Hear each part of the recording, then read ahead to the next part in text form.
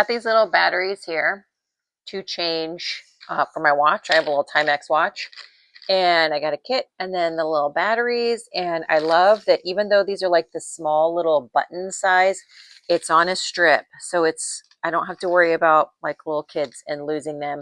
I just cut it open as I went so that everything would stay on the strip, as opposed to like, you know, cutting the whole thing off and then I would end up with something small. But this was exactly what I needed. It was a 3-volt lithium.